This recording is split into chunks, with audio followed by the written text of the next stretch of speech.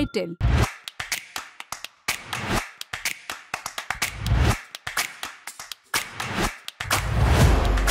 नमस्ते, मेरा नाम है सोनल और आप देख रहे हैं द लेलन टॉप का डेली फाइनेंशियल बुलेटिन खर्चा पानी। अमेरिका में गौतम अडानी और उनके भतीजे सागर अडानी समेत 7 लोगों पर कथित रिश्वतखोरी के आरोपों के चलते संसद से लेकर शेयर मार्केट तक हलचल देखने को मिल रही है। इन आरोपों के चलते अब तक अडानी समूह को भी अरबों का नुकसान उठाना पड़ा है और अब तक अडानी समूह को 4 लाख करोड़ से भी ज्यादा की चपत लग चुकी है। 27 नवंबर को भी अडानी पर लगे कथित रिश्वतखोरी के मुद्दे को लेकर लोकसभा में भी खूब हंगामा देखने को मिला।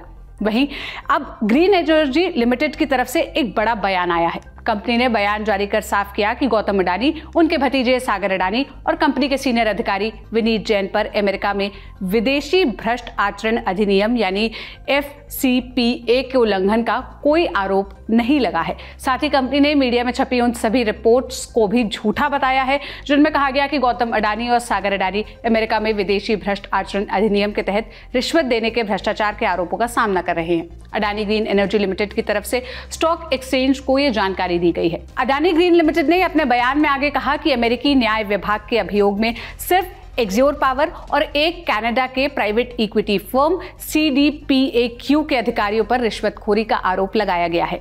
FCPA का उल्लंघन करने की साजिश में रंजीत गुप्ता, सिरिल कैबनेस, सौरभ अग्रवाल, दीपक मल्होत्रा और रुपेश अग्रवाल को शामिल किया गया है। कंपनी की तरफ से जारी बयान में जानकारी दी गई कि गौतम अडानी और उनके सहयोगियों को न्याय में बाधा डालने के आरोपों में नहीं फंसाया गया है। न्याय में बाधा डालने की साजिश में सिरिल कैबनेस, सौरभ अग्रवाल, दीपक मल्होत्रा और रुपेश अग्रवाल का नाम है। आपराधिक अभियोग में गौतम अडानी, सागर अडानी और विनीत जैन के खिलाफ 3 आरोप दर्ज हैं। पहला, कथित सिक्योरिटीज फ्रॉड की साजिश करना, दूसरा कथित वायर फ्रॉड की साजिश और तीसरा आरोप सिक्योरिटी फ्रॉड को लेकर है। वायर फ्रॉड ऐसे वित्तीय धोखाधड़ी को कहते हैं जिसमें इलेक्ट्रॉनिक कम्युनिकेशन का इस्तेमाल हुआ हो। वहीं इस मामले में सीनियर एडवोकेट और पूर्व अटॉर्नी जनरल मुकुल रोहतगी ने भी कहा कि कथित रिश्वतखोरी में गौतम अडानी और उनके भतीजे पर अमेरिकी विदेशी भ्रष्ट आचरण अधिनियम के तहत उल्लंघन का आरोप नहीं लगाया गया है।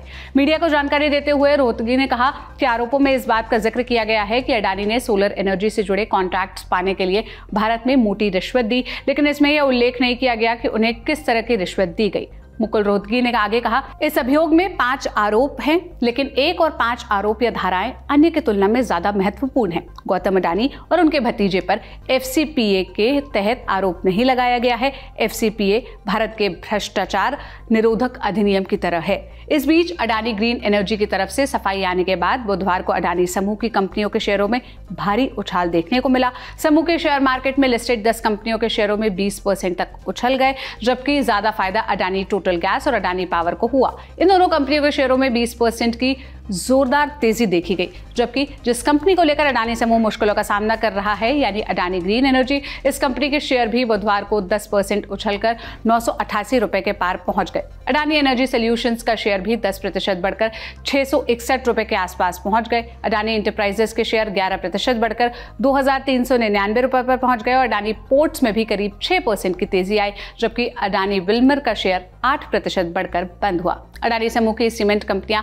ACC और अंबुजा सीमेंट भी 4% के अधिक की बढ़त देखी गई उनमें भी, जबकि NDTV के शेयर आज 9% उछल गए। समूह की कंपनियों का मार्केट कैप करीब 1.25 लाख करोड़ रुपए बढ़कर करीब 12.50 लाख करोड़ रुपए पर पहुंच गया। हालांकि इससे पहले अडानी समूह की कंपनियों के शेयर भारी उतार चढ़ाव का सामना करते दिखे थे। मंगलवार यानी 26 नवंबर को दुनिया की जानी मानी रेटिंग एजेंसी मूडीज ने अडानी ग्रीन एनर्जी और अडानी पोर्ट सहित अपनी 7 कंपनियों की साख घटा दी थी। रेटिंग एजेंसी ने अडानी समूह की इन कंपनियों की आउटलुक को स्थिर से रिवाइज कर नेगेटिव कर दिया था। रेटिंग एजेंसी ने समूह के मुखिया गौतम अडानी और दूसरे लोगों पर कथित रूप से रिश्वतखोरी के आरोपों के चलते अपने नजरिए में ग्रुप की इन कंपनियों को लेकर बदलाव किया है। इसके अलावा एक और बड़ी रेटिंग एजेंसी फिच ने भी अडानी एनर्जी और अडानी इलेक्ट्रिसिटी मुंबई की रेटिंग को नेगेटिव निगरानी सूची में डाल दिया था। आमतौर पर रेटिंग घटने के बाद कंपनियों को कर्जा मिलने में दिक्कत होती है और निवेशक भी ऐसी कंपनियों के शेयर खरीदने से बचते हैं या ज्यादा सतर्क हो जाते हैं। माने जिन कंपनियों की साख गिरती है, ऐसी कंपनियों के शेयर खरीदने से पहले लोग 100 बार सोचते हैं, क्योंकि ऐसी कंपनियों के शेयर में काफी उठापटक देखने को मिलती है। अडानी पर कथित आरोपों के चलते फ्रांस की मल्टीनेशनल कंपनी टोटल एनर्जी पहले ही किनारा कर चुकी है। हाल ही में कंपनी ने एक बयान जारी कर कहा कि अडानी समूह की कंपनियों में किसी भी तरह का नया निवेश वो नहीं करेगी। टोटल एनर्जी की अडानी ग्रीन एनर्जी लिमिटेड में करीब 20% हिस्सेदारी है। इसके अलावा टोटल एनर्जी अडानी के साथ 3 जॉइंट वेंचर्स में भी निवेश कर रखा है, इसलिए इसे अडानी समूह के लिए बड़ा झटका माना जा रहा है। बता दें कि अमेरिका से गौतम अडानी पर कथित रिश्वत देने के आरोपों के बाद अडानी समूह काफी मुश्किलों का सामना कर रहा है। अमेरिका में गौतम अडानी और उनके भतीजे सागर अडानी के साथ 7 अन्य लोगों पर धोखाधड़ी के कई आरोप लगाए गए हैं। अमेरिकी अधिकारियों का कहना है कि गौतम अडानी और इन लोगों ने भारत के सरकारी अधिकारियों को रुपए में लगभग 2240 करोड़ रुपए दिए हैं और आरोप है कि यह रिश्वत इसलिए दी गई ताकि उन्हें भारत के अलग अलग राज्यों में बिजली वितरण कंपनियों से सोलर एनर्जी प्रोजेक्ट्स के कॉन्ट्रैक्ट्स मिल सके। कथित तौर पर यह रिश्वत 2020 और 2024 के बीच दी गई थी। कहा गया कि अडानी समूह को ये एनर्जी कॉन्ट्रैक्ट हासिल करके अगले 20 सालों में करीब $2 अरब में 17,000 करोड़ मुनाफा कमाने की उम्मीद थी। कथित रिश्वत की बात सामने आने के बाद 21 नवंबर को अडानी समूह के 10 सूचीबद्ध कंपनियों की मार्केट वैल्यू 2 लाख करोड़ से भी ज्यादा घट गई थी। इसके बाद भी अडानी ग्रुप के शेयर काफी गिरे थे और समूह के शेयर मार्केट में लिस्टेड सभी 10 कंपनियों का मार्केट कैप करीब 4.5 लाख करोड़ घट गया था।